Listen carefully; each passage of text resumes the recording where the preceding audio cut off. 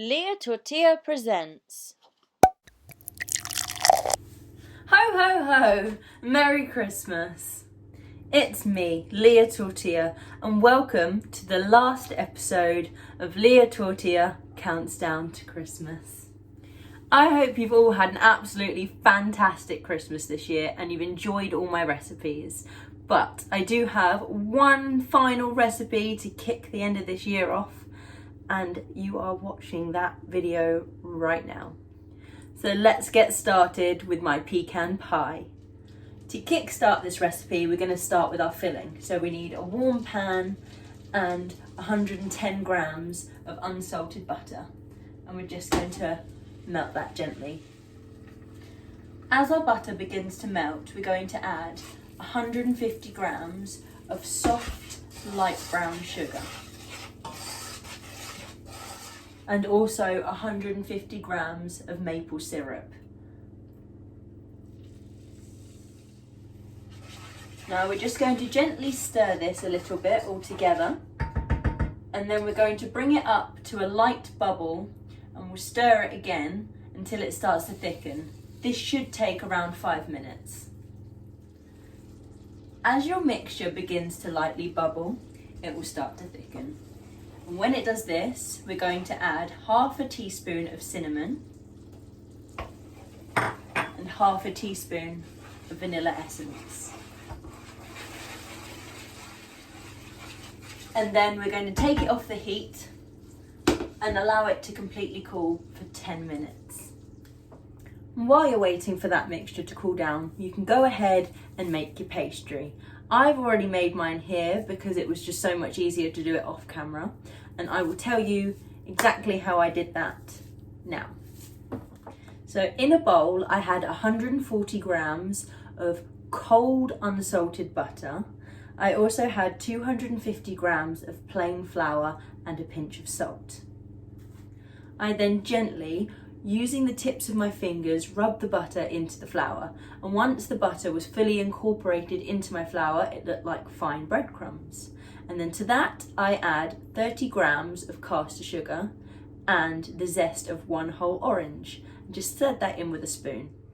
And once the caster sugar and the orange zest was fully incorporated into my flour and butter mixture, I made a well in that mixture and added 2 whole egg yolks. I then mixed that with my hand until the egg yolks was completely incorporated into the flour mixture. And then I add 3 tablespoons of ice cold water, and that helps combine the mixture into pastry. And then you rest it in the fridge for up to an hour. And also off camera, I lined my tin with butter and flour, just like you would any normal pie. So as always with pastry, I've got my clean floured surface and my sweet orange pastry. I'm just going to roll it out and fill my tin.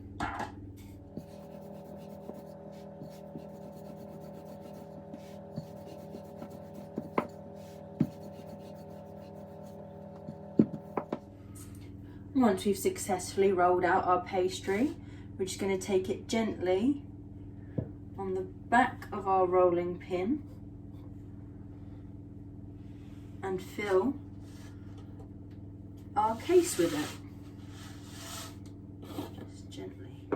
We're gently just going to take the edges, lift them up and press them down into the bottom of our tin.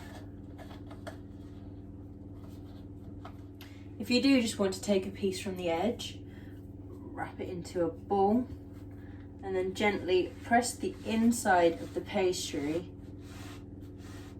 to the tin just to make sure it sticks and stays. Once you've lined your tin with your pastry, we're just going to take a fork and gently prick the insides of it, sides and all, with a fork.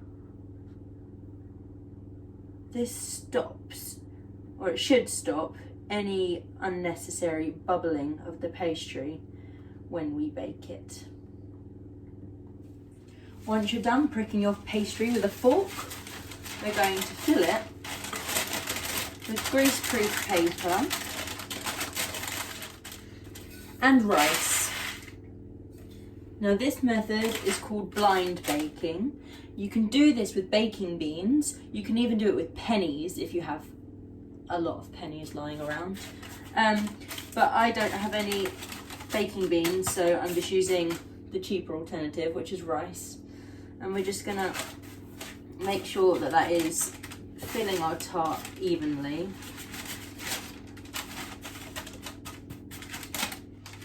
You just need to make sure that whatever you filled your greaseproof paper with is heavy enough to weigh down the pastry. Then we're going to take our pastry that's ready for blind baking and we're going to stick it in the oven at 180 degrees for around 10 minutes with all of this stuff in it. Now that our pastry is sorted and our sugar mixture has cooled down, we're going to grab a whisk and 4 whole eggs and we're going to whisk that into our sugar mixture until it's emulsified. Once you've whisked that up, we're going to go ahead and chop 200 grams of whole pecans. Just roughly chop them, they don't need to be tiny.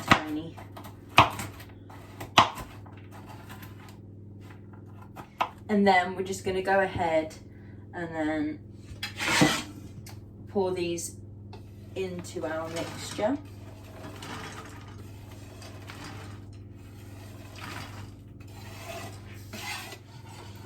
Just give that a little stir.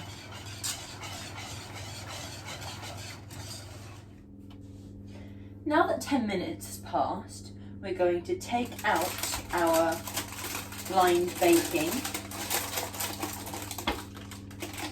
and we're going to put the pastry back in the oven for a further 5 minutes.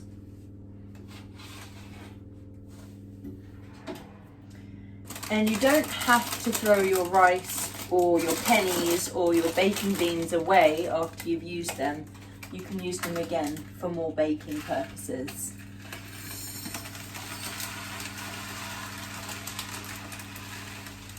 Five minutes has passed and our pastry pie crust has come out of the oven. We're going to allow it to completely cool before we go ahead and pour our pecan mixture in there. Also, make sure you turn your oven down to 140 degrees now.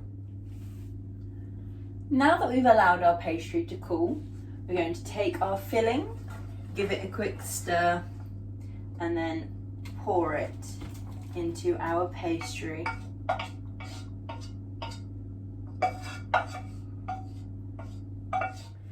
Then we're going to take the pecans that we have left and then place them on top of our pie and just decorate it really. And once you're happy with the placement of your pecans on the top of your pie, we're going to place it in the oven for 35 to 40 minutes until it's nice and lightly golden on top. So there we go. After about 35 to 40 minutes in the oven, it's nice and golden brown on top and it still has a little bit of a wobble to it. Don't worry about that because now we're going to let it cool down completely and let it set in the fridge.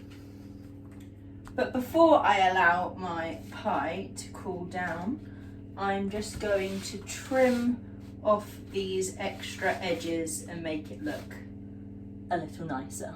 So I ended up actually letting my pecan pie set in the fridge overnight, and this is the result.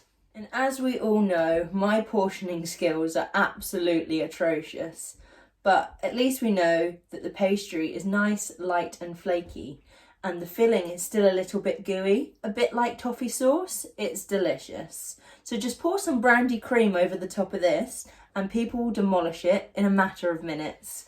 Honestly, you won't regret making this one. It's just a sneak peek at the whole thing. You know, the pastry is so crumbly that it kind of just fell apart. But you know, it's Christmas. As long as you put the effort in, no one will mind. So that's it for the year, guys. Thank you so much for supporting me and watching Lia Tortilla.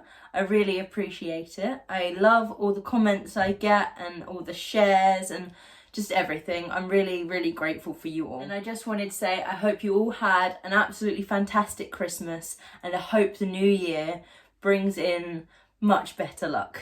There we go. That's Lia Tortilla done for the year. I'll see you guys in the new year. Stay safe. Bye.